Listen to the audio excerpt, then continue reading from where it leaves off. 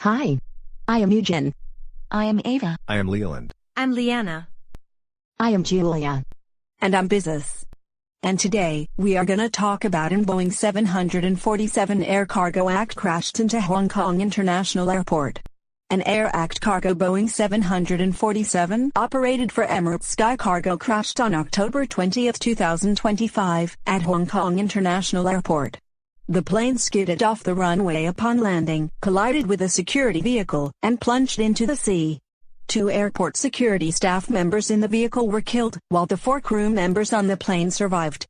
See, these people are on board have got off the airplane, and they saw a vehicle is hit by a giant airplane.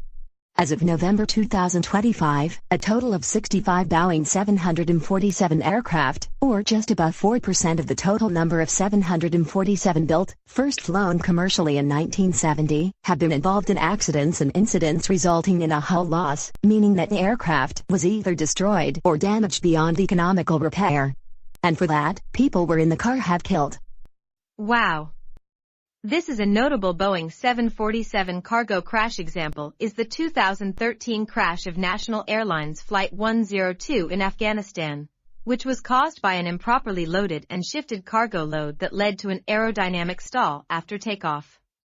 Another example is the 2011 Asiana Airlines Flight 991, a cargo flight that crashed into the sea after an in-flight cargo fire, killing both pilots.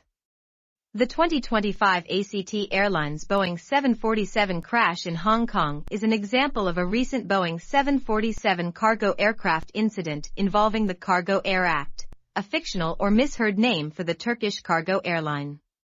The plane, flight EK 9788 operated for Emirates Sky Cargo, veered off the runway during landing, crashed into a ground vehicle, and went into the sea, killing 2 ground crew members and resulting in the rescue of the 4 crew members. It looks like the pilots were talking to the airport tower. Oh, that CargoAir ACT 747 crash likely refers to the incident on October 19, 2025, when an ACT Airlines Boeing 747 freighter operating for Emirates Sky Cargo veered off the runway after landing at Hong Kong International Airport.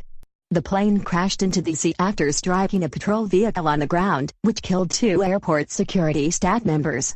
The 4 crew members on the aircraft were unharmed. Unharmed airplane is such a shame. I see that. The captain of the Niels plane was killed, and the first officer was injured. Oh my. The 2 airport security staff killed in the collision were a 41-year-old man and a 30-year-old man. The Hong Kong Airport Authority confirmed the deaths and offered its condolences. On October 26, salvage crews recovered the fuselage and loaded it onto a vessel. The aircraft's tail and other parts, including the flight data recorder and the cockpit voice recorder, were lifted and sent to a laboratory for preliminary examination. Before the salvage operation, experts conducted an underwater sonar survey. See how the 747 lands down the runway. I see. The Emirates confirmed the aircraft was not carrying any cargo. 12. The ground vehicle was also dragged 5 meters from shore and trapped 7 meters underwater. 13. The aircraft did not send an emergency signal and did not respond to air traffic control. 14. According to Flight Radar 24 data, the aircraft hit the water at about 49 knots, 91 kilometers per hour, 56 miles per hour. At the time of the crash, the wind speed was 4 knots, 7.4 kilometers per hour, 4.6 miles per hour, 2.1 meters per second, with gusts of up to 21 knots, 39 kilometers per hour, 24 miles per hour, 11 meters per second. 3. At least one of the aircraft's evacuation slides deployed successfully, so on October 20, 2025, an official from the Air Accident Investigation Authority, AAA, said that they were still trying to locate the flight data recorder and cockpit voice recorder from the sea. 2. On October 21, it was reported that the location of the black box has been identified. That's all. That's a great idea, Ava. The 4 flight crew were on board the flight. They were believed as 35-year-old Captain Attila Yilmaz, 44-year-old First Officer Kandemir Ulker, 35-year-old Loadmaster Kaner Durgan and 46-year-old Aircraft Maintenance Engineer Muzaffer Tuyu. All of them were Turkish nationals. See, all of these crew have survived by the plane crash to Hong Kong International Airport. Great on that. The two crews are evacuated the 747's door and opens it and they came out of the plane. So that the fighters will do is to help the pilots carry them off the plane. Oh, I kind of remember of those crews are helpful to the pilots.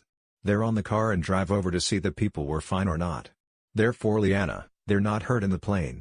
Good one. You know, the aircraft, with registration TCACF, arrived from Al Maktoum International Airport in Dubai and was landing on the airport's north runway, 07L, around 3:50 a.m. local time. It veered off the left side of the runway during the rollout, broke through the perimeter fence, and collided with an airport ground service vehicle. Both the aircraft and the vehicle ended up partially in the sea. So, the Boeing 747 heavy airplane's a bigger aircraft in a whole wild world. See, these people were inside the port.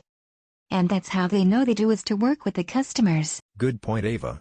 They used to drink juices, sodas and water to cool them out of shore, and now they got off. So this one with the authorities in Hong Kong cleared the main wreckage of a cargo plane on Sunday that veered off a runway and plunged into the sea. The Boeing 747, operated by ACT Airlines, skidded after landing last Monday, colliding with a patrol car and killing 2 workers. Oh God. What a bummer, things these co-workers have already died. So you hope you enjoyed it, but the plane crashed in Hong Kong International Airport, due to a vehicle is still on a giant runway for sure.